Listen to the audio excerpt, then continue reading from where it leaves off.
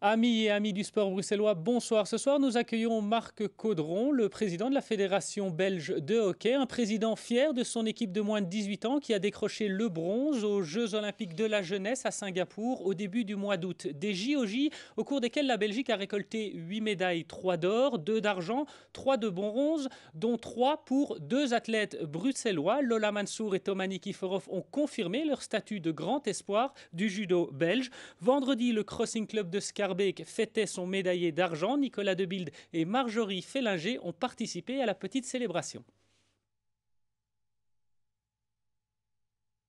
Retrouvailles avec l'un des plus grands espoirs du judo belge, Thomas Nikiforov, 17 ans et vice-champion olympique de la jeunesse cet été. Nous l'avons retrouvé à son club afin de voir comment il a vécu cette superbe aventure à Singapour.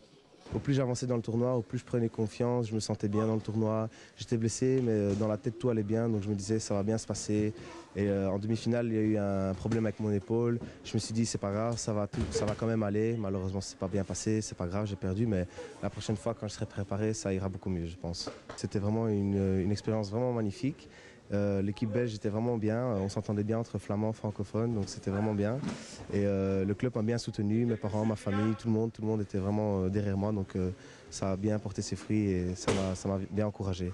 Et justement, l'accompagnement de la famille lors de ces différentes compétitions, tant en Belgique qu'à l'étranger, mais aussi le soutien de celle-ci, est un paramètre très important dans la carrière d'un jeune sportif. Bien sûr, la famille est très importante. Si elle n'est pas là, je me sentirais un peu seul. Donc ma maman est là, mon petit frère, mon père aussi en tant qu'entraîneur. Le club, tout le monde est là, donc chacun y met un peu du sien et ça marche. Mon père essaye de me suivre un peu partout, ce qui n'est pas toujours facile. Mais quand ils sont là, ça me met un petit plus et j'essaie toujours de faire en sorte de les satisfaire. C'est vraiment une grande récompense pour lui parce que il travaille énormément et il le mérite. Et toute la famille, non seulement moi, mais toute la famille et tous les proches, vraiment, on est très fiers de lui. Est-ce qu'on n'a pas peur parfois en tant que maman pour son fils, justement, quand il fait ses combats? Oui, très peur.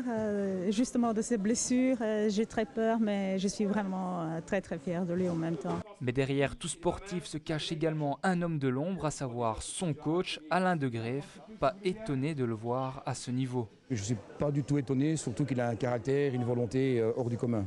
Le mot qui revient toujours à la tête de tout le monde, c'est son esprit guerrier, sa volonté. Il ne relâche jamais, il veut toujours aller plus loin, même parfois trop loin, à nos phréniques. Mais c'est le mot qui colle à sa peau, c'est guerrier. Depuis ses exploits sur la scène internationale, les regards sont de plus en plus tournés vers notre judoka bruxellois. Alors comment gère-t-il tout cela et quelles sont ses ambitions pour l'avenir? Réponse avec lui et son coach.